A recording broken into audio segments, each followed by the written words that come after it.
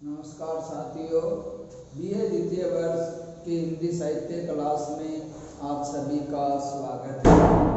कविवर बिहारी लाल जी के दोहे अपन पढ़ रहे थे। बिहारी जी के दोहे की व्याख्या अपन पढ़ रहे थे। तो कवि बिहारी के दोहे में अपने त्रिवेणी संगम यानी उन्होंने गागर में सागर भरा था, यानी उनके दोहे में भक्ति, नीति और वैराग्य तीनों का संगम उनके दोहे में देखने को मिलता है। तो बिहारी के दोहे में अपने को त्रिवेणी संगम प्राप्त होता है। सतसैया के दौरे जो नाविक के तीर देखन में छोटे लगे, घाव करे गंभीर। यानी कविवर बिहारी जी ने अपने दोहे में नीति संबंधी बातें भी खूब लिखी थी, भक्ति संबंधी बातें भी खूब लिखी थी और वैराग्य, सामान्य सामाजिक जीवन के बारे में भी उनके दोहों में हर एक रस कूट कूट के भरा था। यानी उन्हें जीवन की गहरी पेट थी, जीवन के अनुभवों का सार उन्होंने अभिव्यक्त किया। समाज की हर एक संरचना, चाहे वो सामाजिक क्षेत्र में हो, चाहे आर्थिक क्षेत्र में हो, चाहे राजनीतिक क्षेत्र में हो, हर एक क्षेत्र में उनकी गहरी पेट थी। तभी तो कहा जाता है कि बिहारी जी द्वितीय काल के सर्वश्रेष्ठ कवि माने गए थे। जयपुर नरेश जैसे इनके दरबारी कवि थे, तो उनको भी उन्होंने समय समय पे सुझाव दिया, उनको भी अपने हिंद स्वराज्य को आगे बढ़ाने की प्रेरणा दी, क्योंकि उनका समय ही ऐसा चल रहा था। कविवर बिहारी के समय अपने देश पे, भारत पे मुगल साम्राज्य का अधिकार था। मुगल शासन सत्ता पूरे देश में थी और चरम उत्कर्ष पे भी थी, क्योंकि बिहारी जी के समय शाहजहां और औरंगजेब का जो शासन काल था, तो ये मुगल साम्राज्य के बहुत ही उत्कर्ष राजा माने जाते थे, उत्कर्ष सम्राट माने जाते थे। ऐसी परिस्थितियों में भी कविवर बिहारी जी ने अपनी नीति विवेक के साथ साथ अच्छा कार्य उन्होंने किया। आज हम अगले दोहे में चलते हैं। कल अपन ने बिहारी जी के दोहे पढ़े थे, तो कल का अपने अंतिम दोहा अपन ने देखा था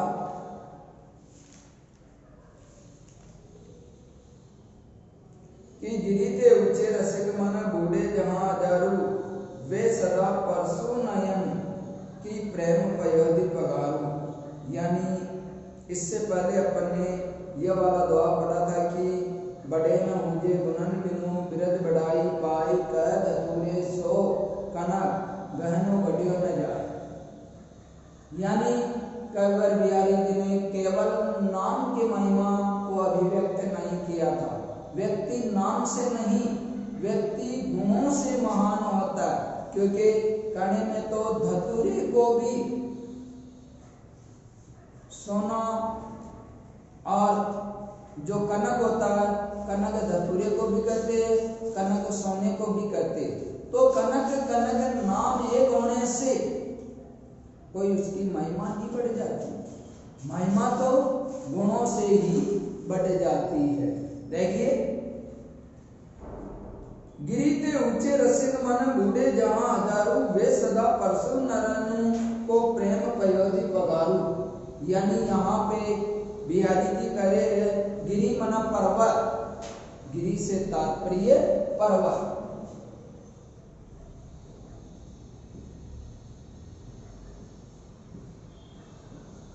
पर्वत, पहाड़, कुछ भी आप कह सकते हैं।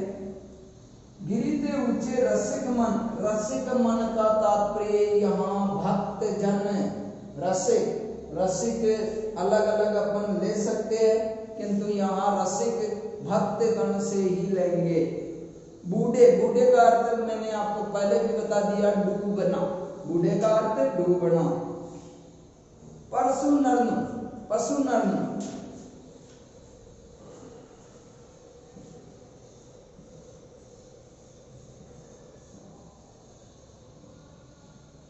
नर रूपी पशु।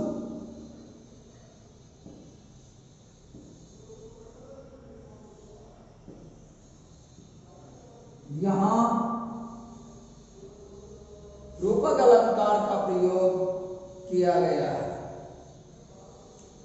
प्रेम पयोधि पगाल, पयोधि का अर्थ समुद्र या सागर।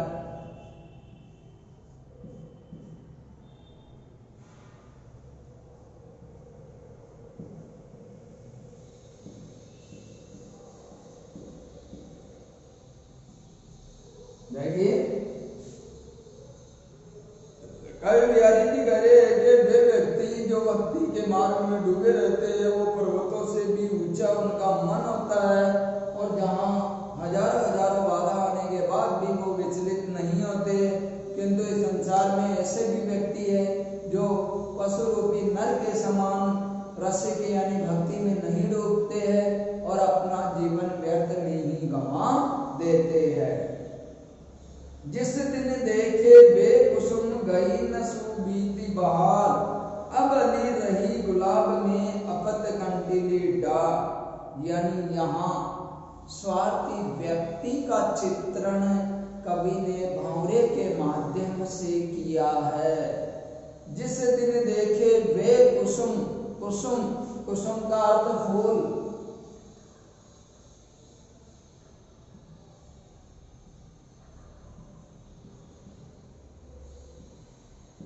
पुष्प या फूल, कुसुम का। जिस दिन देखे वे कुसुम गई सु बीती बहार, बहार का अर्थ आनंद वाला समय। यहाँ बहार का अर्थ यौवन जवानी से भी ले सकते हैं। अब अली रही गुलाब में, अली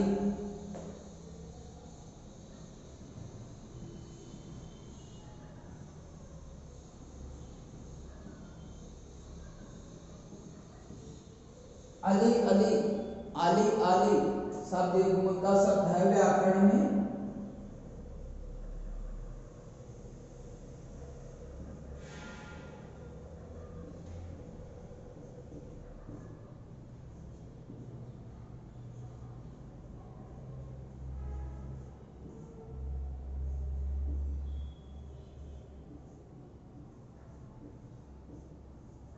ध्यान रखना आपको, शब्द युग्मन में व्याकरण में अगर अली या फिर आली शब्द है और उसमें दीर्घ मात्रा है यानी बड़ी की मात्रा है तो उसका अर्थ सखी होता है, और अली यानी उसमें लघु मात्रा ह्रस्व मात्रा है तो वहां भंवरा होता है। और मैंने आपको पहले भी बता दिया, हिंदी में अधिकांश दीर्घ मात्राओं में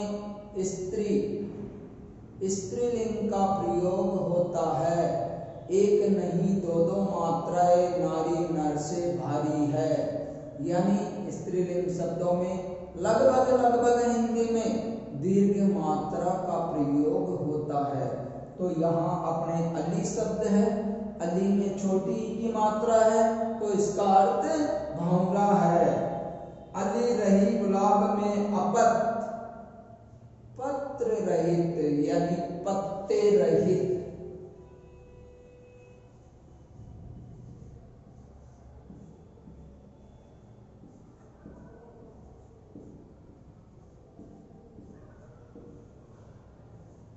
अपत का अर्थ पत्र रहित। कंटीली डाल, कांटों भरी डाली, टहनी। देखिए यहाँ पे कवि बिहारी जी किस प्रकार अपनी चतुराई से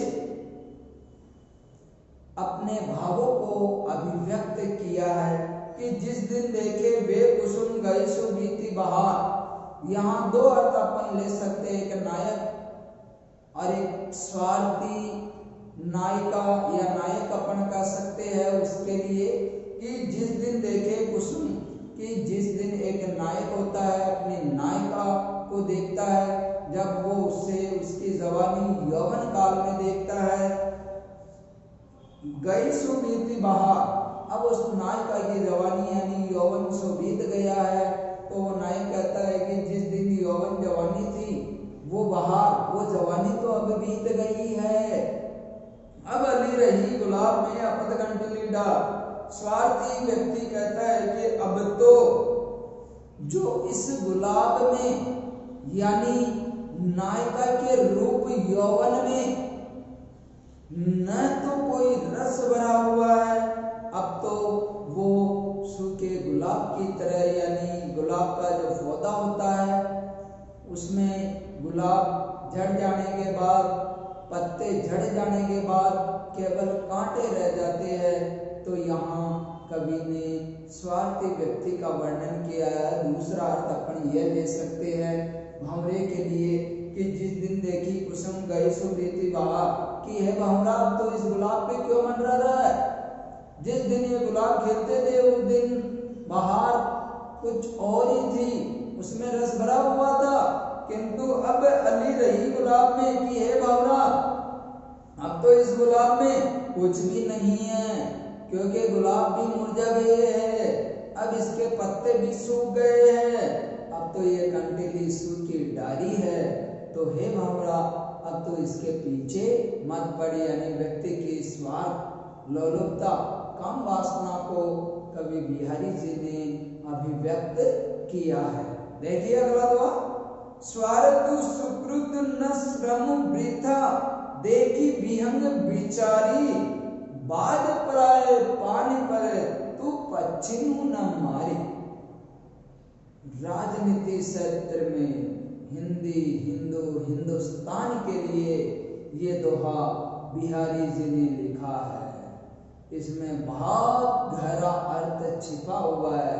ये दोहा उस समय का है जब मुगल बादशाह औरंगजेब के द्वारा मराठा जो वीर शिरोमणि शिवाजी थे, औरंगजेब के द्वारा शिवाजी जब बस में नहीं आ रहे थे, तो औरंगजेब ने अपने दरबारियों में सवाई जय सिंह को शिवाजी को बंदी बनाने के लिए भेजा था, और जब सवाई जय सिंह शिवाजी से युद्ध करने जा रहा था, तो उस समय कविवर बिहारी जी ने ये दोहा लिखा। देखिए इस दोहे का स्वार्थ, स्वार्थ का अर्थ स्व, सुकृतु, सुकृतु का अर्थ अच्छा कार्य,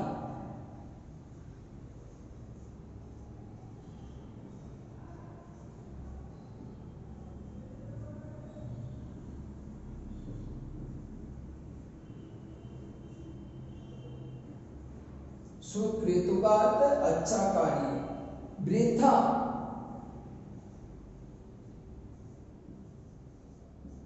वृथा का अर्थ होता है व्यर्थ, बेकार, अर्थहीन, विहंग,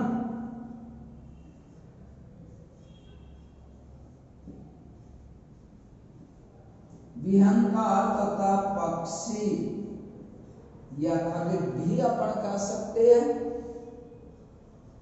बाज, बाज एक जो पक्षी होता है, बाज पक्षी के लिए है। पानी परी, पानी परी, पानी का अर्थ हाथ है।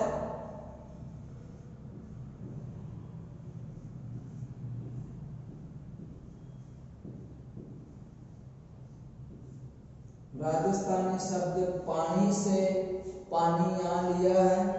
पानी राजस्थानी भाषा में, हिंदी भाषा में पानी का अर्थ हाथ होता है, क्योंकि आपने देखा होगा ज्यादा समय नहीं गुजरा है, अभी शादी विवाह हुई ही है। शादी विवाह में जो फेरे होते हैं उसके लिए आपने जो आमंत्रण आमंत्रण पत्र होता है उसमें लिखा हुआ होता है पाणी ग्रहण संस्कार, यानी पानी ग्रहण का मतलब फेरे। हाथ पकड़ते हैं, कोई पैर तो पकड़ते नहीं। तो पानी का अर्थ हाथ होता है, तो यहाँ पानी का अर्थ हाथ है, बड़ी की मात्रा नहीं है, पानी जल में समझ जा। परी यानी पढ़कर, पच्छिनु, पच्छिनु यानी पक्षी,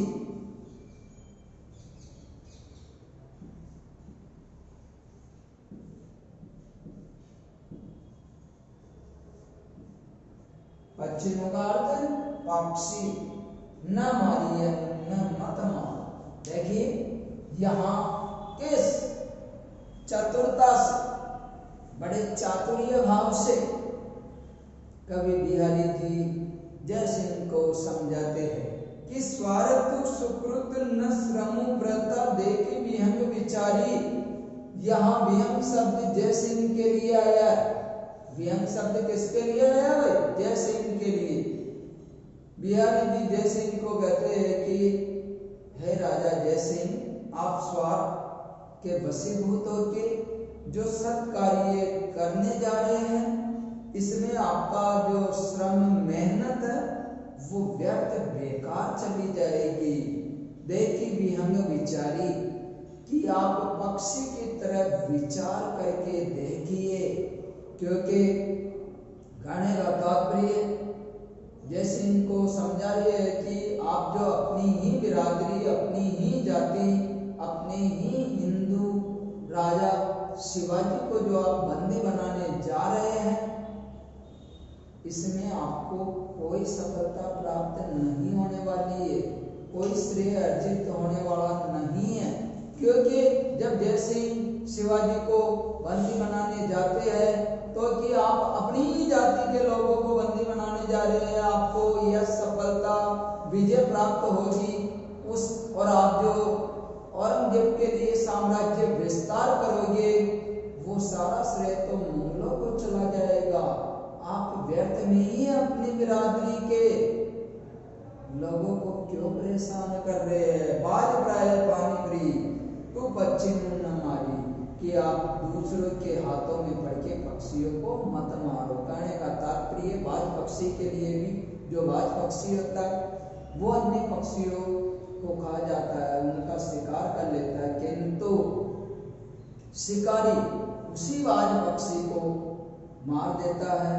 तो उसी प्रकार कि जिस प्रकार बाज पक्षी दूसरों का शिकार करता है, और आप भी औरंगजेब के कहने पे शिवाजी को बंदी बनाने जा रहे, किंतु इसका श्रेय तो औरंगजेब को जाएगा, साम्राज्य विस्तार औरंगजेब का होगा। आप बेवजह ही अपनी जाति, हिंदू जाति के लोगों को कष्ट दे रहे हैं। तो यहाँ बिहारी जी की चतुरता बहुत स्पष्ट दिखाई दे रही है। देखिए अगला तो नई की गति अरुण नीर की गति एक करे जोई, जे तो नीचो वे चले ते तो ऊंचो होई। यहाँ कई बार बिहारी जी कह रहे हैं कि संसार में लोग जितने झुके चलते हैं उनको उतना ही सम्मान प्राप्त होता है। और उन्होंने उदाहरण के माध्यम से भी बताया है कि नल जितना नीचे जाता है उतना ही वेग से ऊपर आता है। और एक गुरुत्वाकर्षण के नियम को भी यहाँ बिहारी जी ने बताया है कि कोई भी वस्तु आप जितनी तेज गति से नीचे फेंकोगे वो उतनी ही वेग से वापस ऊपर उठ जाएगी। देखिए अगला तो दूसरे दुराज प्रजानु की का क्या न बड़े दुख धंधु, अधिक अंधेरो जग करत मिलित मावस रवि संधु। दूसरे का अर्थ ऐसा, दूसरे का अर्थ क्या होता है भाई? ऐसा।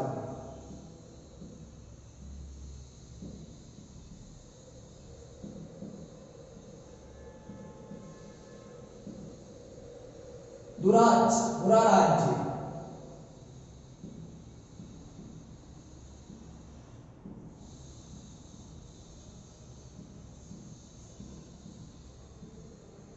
यानी यहाँ दुराज का अर्थ दो राजाओं का भी अर्थ अपन ले सकते हैं। प्रजाओं की क्यों न बड़े दुख धंधु, धंधु का अर्थ द्वंद्व संशय, अधिक अंधेरो जग करत मिली मावस रवि संधु, मावस का अर्थ अमावस्या।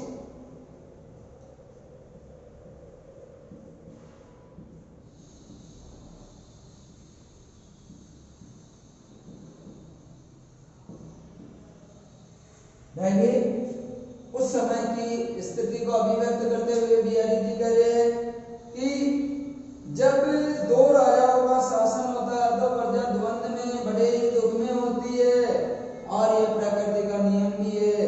जब चंद्रमा और सूर्य एक ही राशि में प्रवेश करते हैं तो अमावस्या से अंधेरा हो जाता है। कहने का तात्पर्य कविवर बिहारी जी कह रहे उस समय भारत पे दो राजाओं का शासन था। केंद्रीय सत्ता मुगलों के अधीन थी जबकि सामंतवाद छोटे छोटे राजाओं का भी शासन था। ऐसी स्थिति में प्रजा के ऊपर अधिक भार था क्योंकि एक तो केंद्रीय सत्ता एक सामंत वर्ग तो उनका अधिक शोषण किया जाता था, अधिक से अधिक कर लिया जाता था।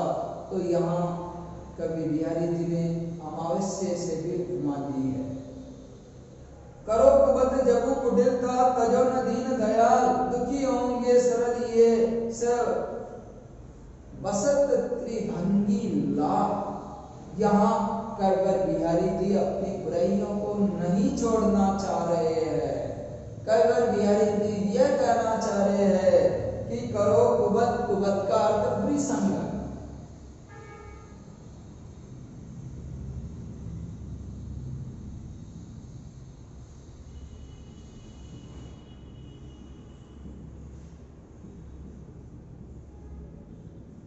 कुबत का अर्थ है बुरी संगत या बुरी बात। जगू का संसार, कुटिलता जो मन में कुटिलता बनी रहती है, तजो यानी छोड़ना, दीनदयाल, दीनदयाल यहाँ श्री कृष्ण के लिए।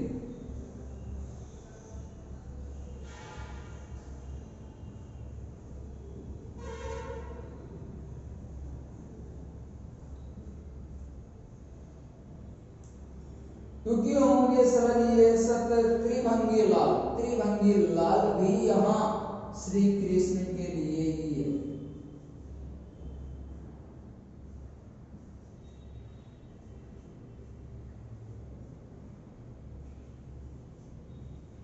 क्योंकि श्री कृष्ण को बाके बिहारी, त्रिभंगी लाल आदि नामों से जाना जाता है। देखिए कविवर बिहारी जी ने बड़ी ही अपनी भक्ति को अलग ही तरीके से अभिव्यक्त किया है। देखिए वो कहना चाह रहे हैं कि हे बाके बिहारी, आप त्रिभंगी लाल हो, आप बाके बिहारी हो, और अगर मैं मेरे हृदय को सरल बनाऊंगा तो आपका प्रवेश मेरे हृदय में कैसे होगा।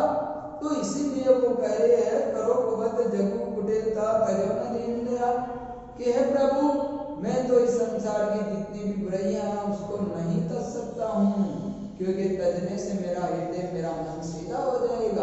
और आप जो ठहरे बाके बिहारी, त्रिभंगी लाल, तो आपके मेरे सरल सीधे हृदय में आपका वास कैसे हो।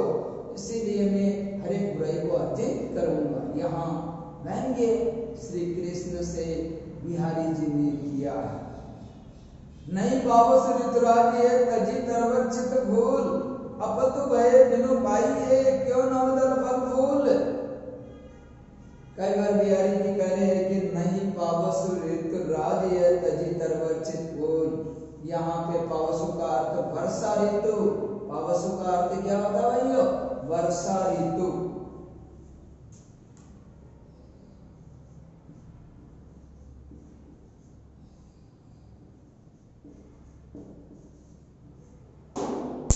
पावसु का अर्थ वर्षा ऋतु। देखिए नहीं पावसु ऋतुराज तजी तरवर चित फूल। तरवर का अर्थ वृक्ष या पेड़, तरवर का अर्थ वृक्ष।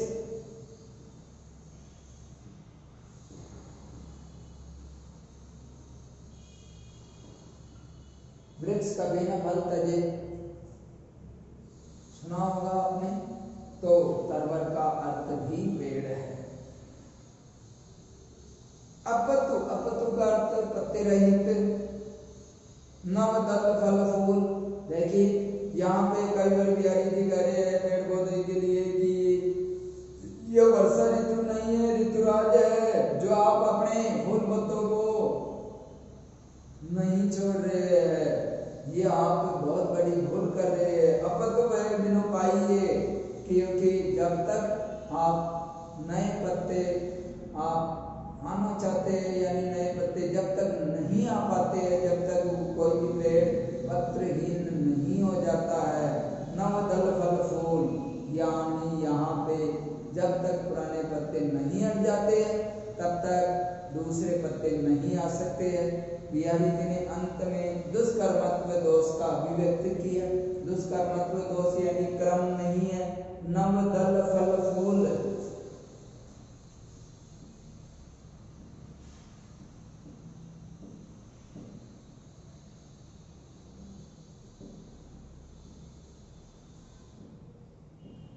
यहाँ पे दुष्कर्मत्व, क्योंकि नव दल फूल फल, फूल से फल बनता है, तो यहाँ सही क्रम नहीं होने के कारण दुष्कर्मत्व दोष भी यहाँ दिखाई दे रहा है। क्योंकि काव्य गुण और काव्य जो दोष होते हैं, काव्य दोष में दुष्कर्मत्व दोष, क्योंकि दुष्कर्मत्व दोष का आपने उदाहरण पढ़ा होगा कि मारुत नंदन मारुत को खगराज को वेग लजायो। तो यहाँ इस प्रकार कविवर बिहारी जी के दोहे अपन ने पढ़े और कविवर बिहारी जी के दोहे अपने पाठ्यक्रम में 44 दोहे थे और वो 44 दोहे ही अपने आज पूर्ण हो गए हैं। तो अपने कविवर बिहारी की व्याख्या पढ़ी है। आज की कक्षा यहीं तक। धन्यवाद।